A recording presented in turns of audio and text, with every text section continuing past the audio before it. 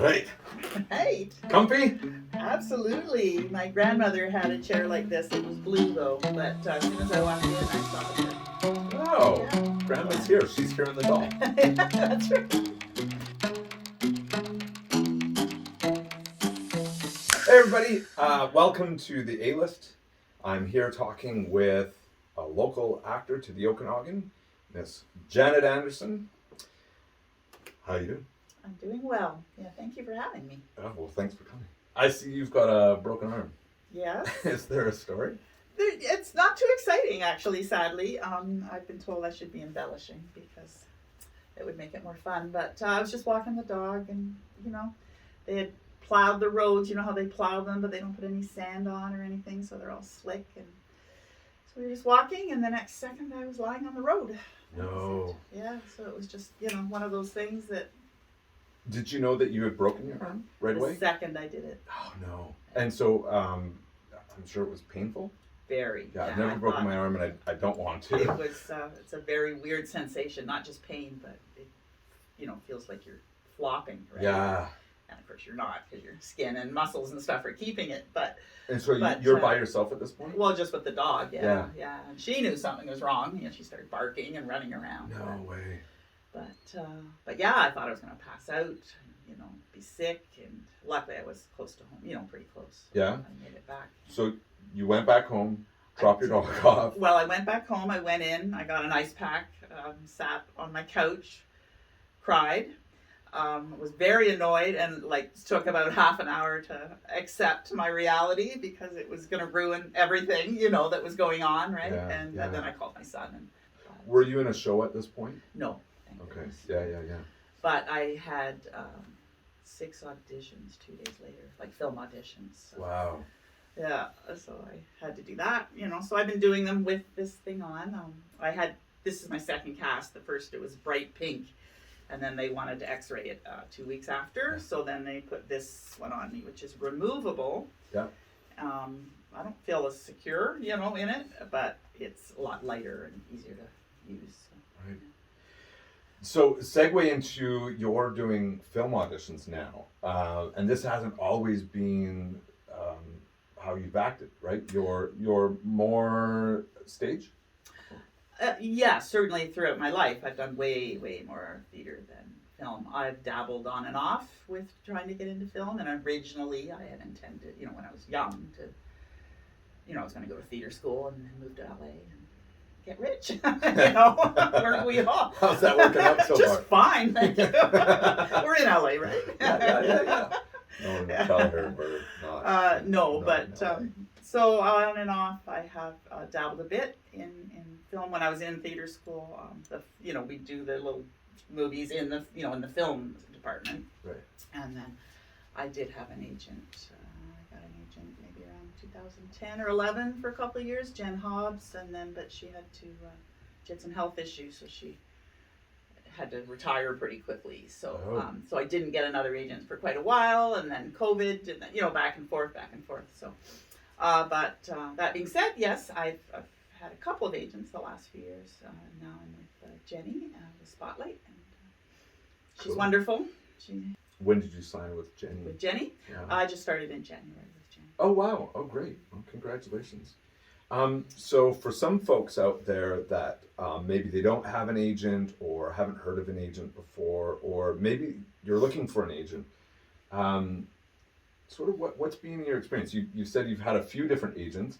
What's been your experience in terms of getting an agent? Well, I personally haven't had any problems getting an agent. I've gone with agents who've been recommended to me by other actors that I trust. So that's sort of been how I've selected, or I've approached other agents, all the agents, and fortunately they all, the 2 most recent ones have taken me. So, it was easy peasy. Yeah. But the first agency I was with before I signed with Jenny was great. Lovely local agency, a lovely woman. But I found I wasn't getting all the opportunities that thought I would be. Okay. So then I sort of, just learned. I started doing more research. I learned more about Spotlight, and that, Jenny had more access to Vancouver auditions and stuff like that, things like that. So it was just, naivete on my part at first. So I decided I wanted to go for as many opportunities as I could. So when my contract was up with the other agency, I moved over to Jenny in Spotlight. Okay. Yeah. I have two and she questions. pushes on me. that. I'm like, I broke my arm. I just want to stay home. Okay? And she's like, no, 6 auditions. She's like, it'll be fine. Would you say that that's a good characteristic of a good agent, or like what's your criteria? Yes, I need someone that will push me. Yeah. So, okay. She's perfect for me, for sure. I wouldn't say I'm not motivated. I am, but I'm not very good, I guess, at sussing out opportunities on my own, Right. which is sort of why it was always like that for me with film. Okay. The only time I ever really auditioned much and stuff was when I had agents. Well, the years I was self-represented, it'd be like, oh, okay, I guess I'll do this audition, but the self-tapes I always had a real issue with because I live alone, especially in COVID, it was hard to get help, and I didn't like doing the Zoom readers and that sort of thing. So it sounds like there's a lot of complexity there. So let's back it up for a moment just to the agency thing. For folks out there who are maybe seeking an agent, like what is your list of criteria? Like, what are you looking for? You said someone that pushes you. Yes. You kind of mentioned, you found that you were going to be able to have more opportunities with this other agent, the more recent agent that you've signed up with. Has that proven to be true? Yes, already. Yeah. Yes. Okay.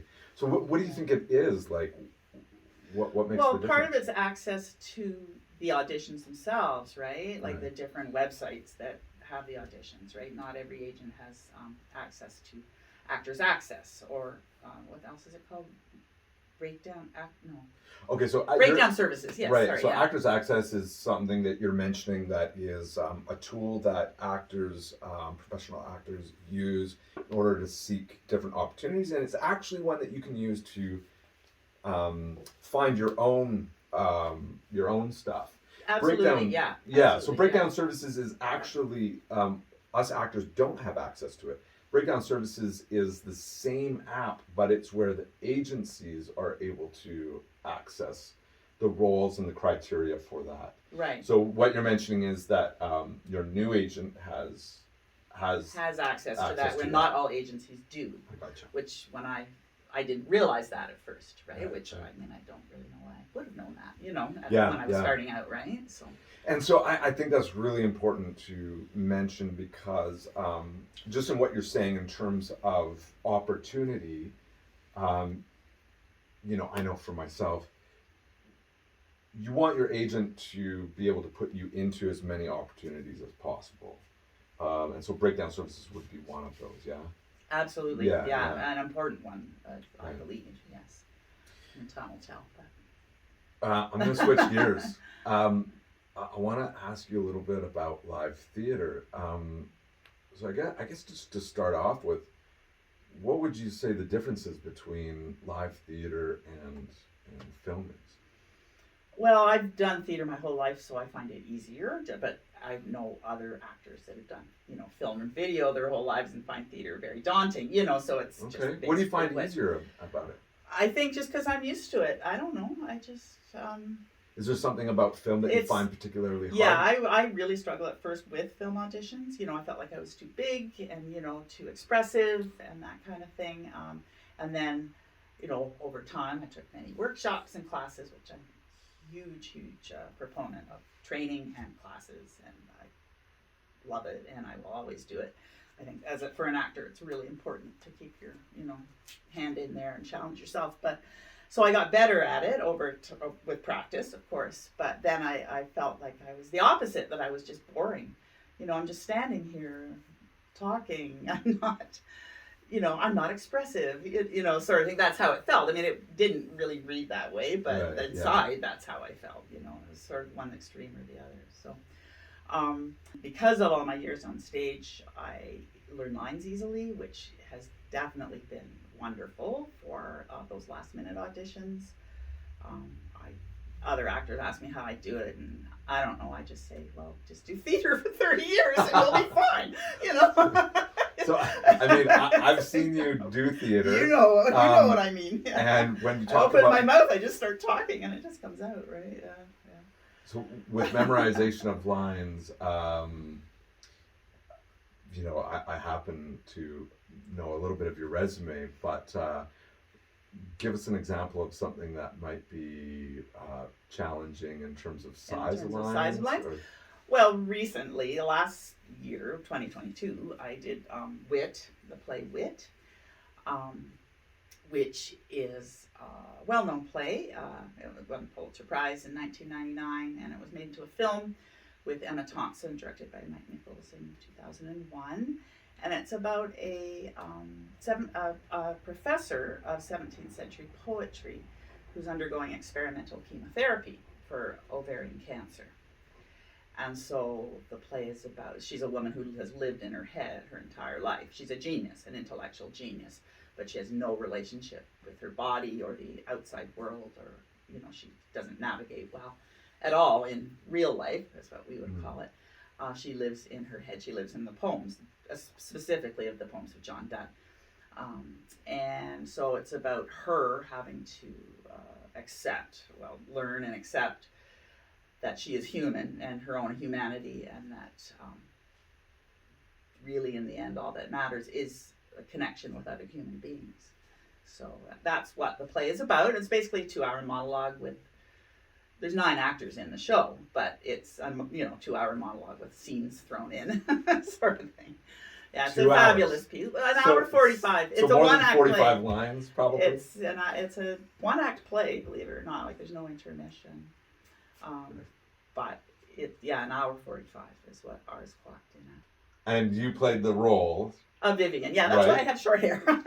Such short hair. And so that particular play was taken to a regional festival, a competitive theater festival, right? Which is known as the Okanagan, the O Zone. Yeah, Okanagan Zone. Right. So Theatre BC, there's 10 zones in BC, and all provinces have versions of these festivals, I believe, or I imagine anyway. I certainly know Alberta, Ontario too. And then so there's 10 zones, and each zone can have a festival. I guess it's a local festival, and they have as many shows, in it as groups want to join in.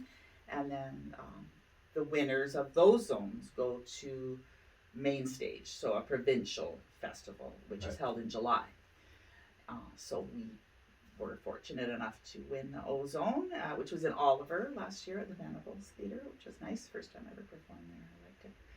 It's a lovely theatre. And then we went to main stage, which happened to be in Vernon, which was fabulous. Yeah, we were really lucky that way.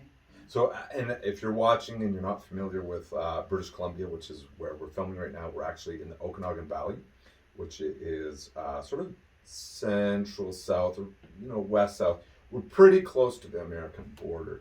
So we have 10 different zones in British Columbia, and each one of those zones has multiple theater companies, and so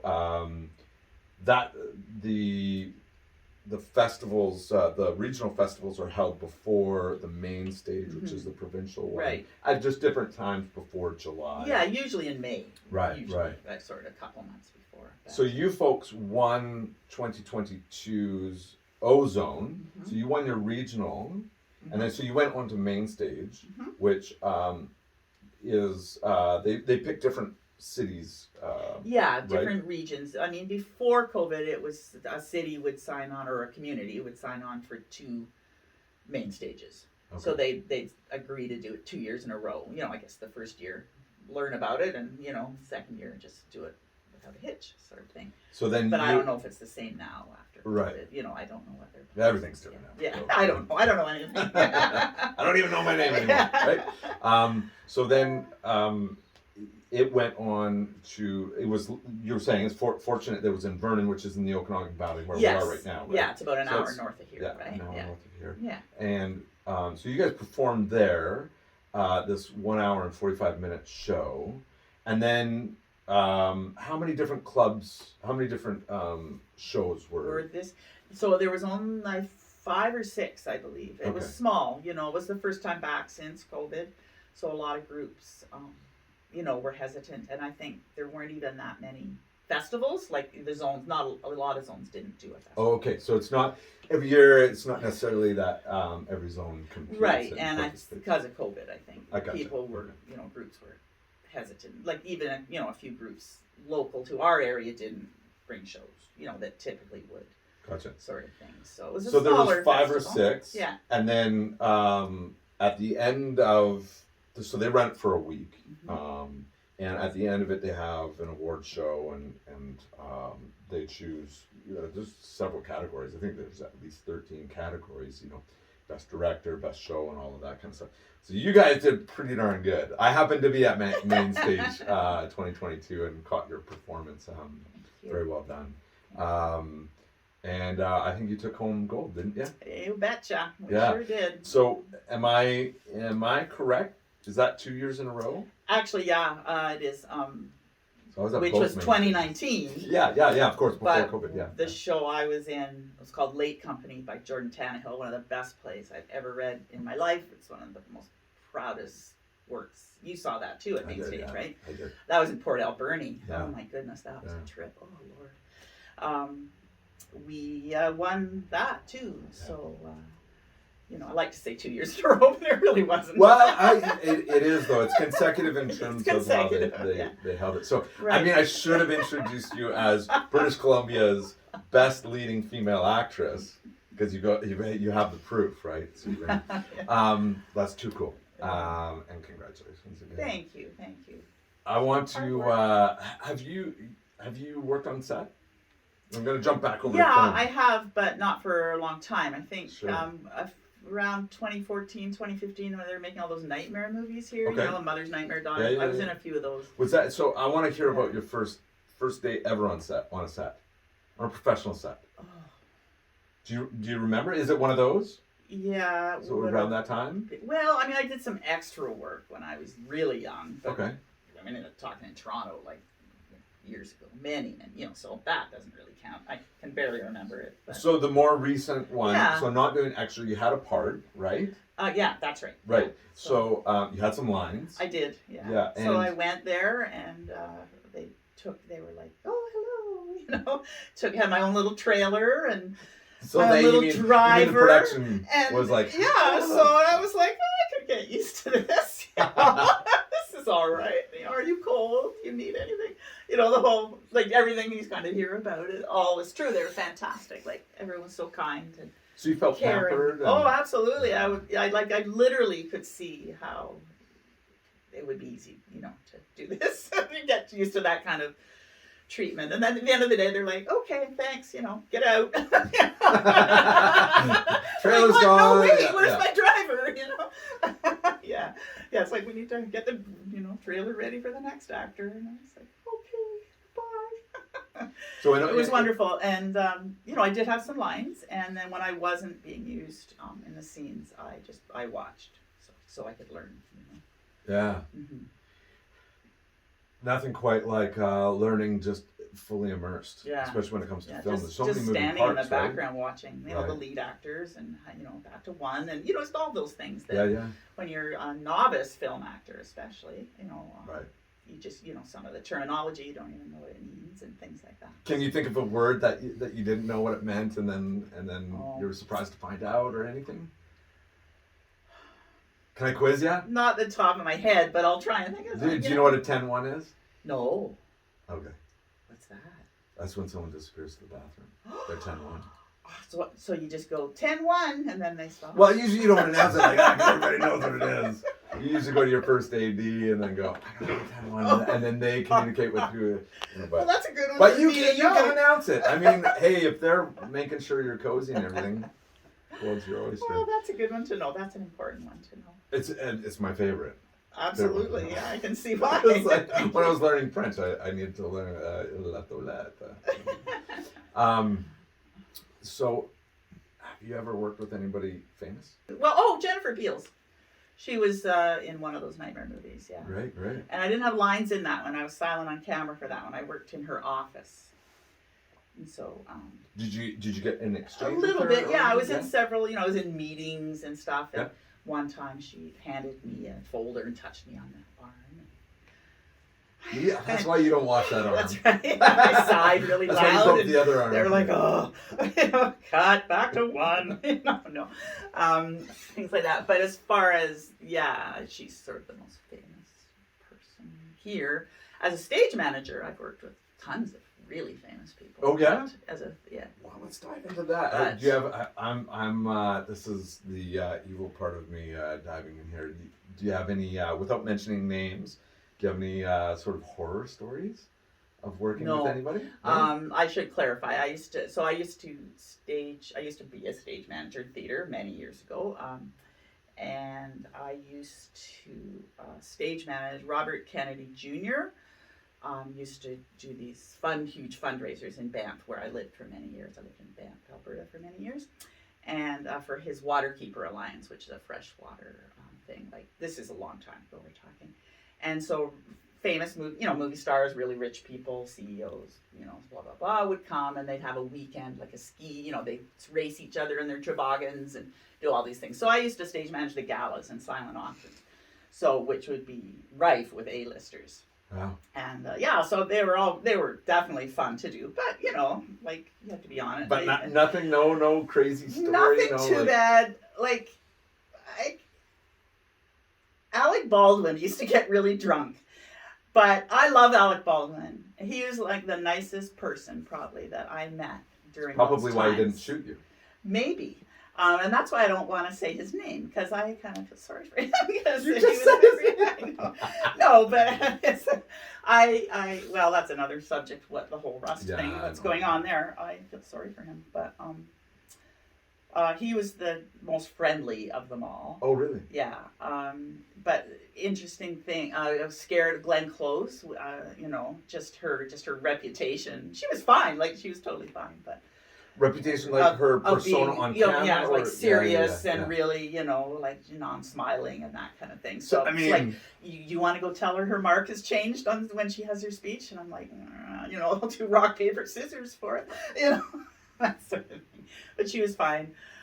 Meg Ryan, lovely, lovely, lovely woman.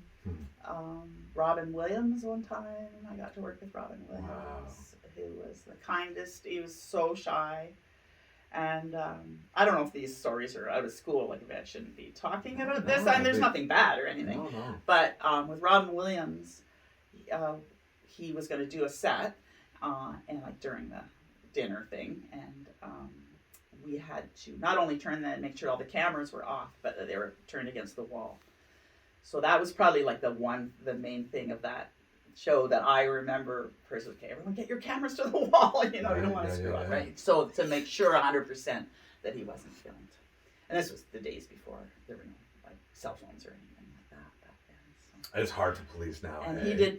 he did 5 minutes in French, and the whole room was in tears. He was so funny. Most of us didn't have a clue what he was saying, but it was the funniest thing ever. There was one table of French people, and they were just dying laughing. Yeah. So anyway, I got tons of stories for things like that. But yeah, in movies, no. So I'm hoping to get to act with a famous person someday. Yeah. Do you have somebody in mind who you would love to work with? Who's the top? If I could work with anybody in Anybody. the entire world, well, oh geez, that's a loaded one. I know. That's a scary one. Well, my favorite actor probably of all time, but I admire her mostly, but not mostly, but all round celebrity person is Jane Fonda. It's it's one of those dinners, you could have dinner with anybody, living or dead. Hands down, I would pick Jane Fonda. She's had an incredible life. I admire her activism a lot. She's still going strong. I just watched a really long interview with her the other day on Chris Wallace. She's still getting arrested. So, but in a movie, well, it'd be fun to be in her movie with her and Lily Tomlin because they always do their stuff together. But, oh geez, who would I like to work with the most? I think that's your I answer. don't know. Wouldn't it be Jane Fonda? That's a good answer. That's a great answer. She's a Yeah. very, very skilled person. But I admire her as a human being. So that would be that's a big part of it for me. That's great. As well. But, Okay, yeah. I've got 2 more questions for you before we have to say Okay. goodbye. One is maybe even 3. What advice could you give somebody? You know, you've been in around this business for a long time. Especially with theater and that. But for anybody either struggling or maybe brand new coming up, what advice? Try to trust yourself. What does that and look not like? be intimidated, because I think fear, certainly even from my own experience, fear, holding back from fear, like not being good enough or looking stupid or whatever, at the beginning, especially when I was younger, it's very intimidated about performing in front of people. Like, I liked performing, but So did you feel like you were holding yourself back? or just doubting myself. Okay. And I think that's an artist's way. I think no matter what, a creative person's way, I think doubt is part of being a creative person, but not letting it stop you from taking on challenges. And Do you have any tricks that you do that help you get past that doubt? Yeah, for me, if I'm struggling with a role, or even sometimes just specific lines, like they just don't sound natural, or I don't really like, this is so poorly written, how am I supposed to say this or whatever? What I do is I imagine, if I learn lines walking, usually that's my favorite way when I power walk and learn lines, that's a good way for me. But walking, or even if I'm just sitting at home, I just imagine I would just be talking like this, say with you. So I'd be like, say the lines to Matt sitting, across from me, and just like make it a casual conversation. Till it becomes more natural, and then I would start to work on making it more natural with the correct inflections, or correct what I think that, what the person is actually feeling or whatever. So I just do it, and I'll even do things like, instead of say yes, I'll say yeah. Like, I'll just make it real, so it sounds like I am just hanging out with you saying something. You find that grounds you into it? It gets it into my body more, and then I work more on the actual character of it. Oh, that's great. The person saying it. But repetition. I mean, when I did Wit, and, Patsy Cline, I had, a lot of lines too, although not nearly as many as Wit. But, and I've had, other large role. Doubt was, which you directed me in, of course. Becky, Becky's in the car, yeah. Yeah, lots of lines. But Wit definitely is the one the most. Yeah. But, I did that show out loud on my feet every single day before a performance. Wow. That's an hour and 45. I had to, right? Yeah. Because then I wouldn't have that niggling. What if I don't remember the scene? Or, what if I skip a scene? Or what if I dry on stage? Or, it's like, okay, I've already done it once today. I can get out there and do it now. That's great. I haven't heard that one before. So that's okay. This is a rapid fire. Uh-oh. Yeah, I know. But this is, Okay, I'm ready. everybody's gonna have the same rapid fire. So I'm gonna ask you, like, if you could only have 5 films exist from today moving on. Oh, The rest, I know and this I'm was only coming. gonna. I I love know, stuff but like that's. This is how it's gonna be. It's gonna be rapid fire. So you got 5, and I'm gonna give you 10 seconds. Oh, God. And cue in music. Oh, no. There we go. The Wizard of Oz. Far from Heaven. The Godfather. Clute. This is something with Judy Garland. 9. Star Wars Born, I'll pick. Wonderful. You know what? I'd probably change a couple of those. Yeah. But I think all of us would. It's really, really hard to choose 5, and that's. Well, it's like the Colbert questionnaire. I don't know if you ever watched Stephen Colbert. He has a Colbert questionnaire that he asks his guests sometimes. So it's like the same thing. Is supposed to get to their soul, like what is the best sandwich and things like that. So it's a good one, actually. I think someone should do it to me. I'll be Bambi legs out there. So, You heard it Anyway, here. Wizard of Oz would definitely stay on there though. Yeah. And just heads up, I am going to play the Wicked Witch of the West this year at the Actors Studio in November, December. Bucket list role for me. Me too. You want that role? Well, it's mine, honey. Yeah, I know. No, that's great. I'm very excited. I'm very excited. That's so Probably cool. the most excited I've ever been getting a part. Weirdly. Look for Janet Anderson playing Wicked Witch of the West in one of my favorite movies, her favorite movies. She'll be doing it live. Kelowna Actors Studio. If you go to the website, you can get more information. That's coming up this year in 2023. And I just want to thank you so much for being Well, here thank you today. for having me. It was so much fun. Thank you. Cut, cut, cut, cut, Oh, cut. Lord. Beauty. So many cameras, I didn't know where to look. Oh, just at me, baby. Just at me, darling.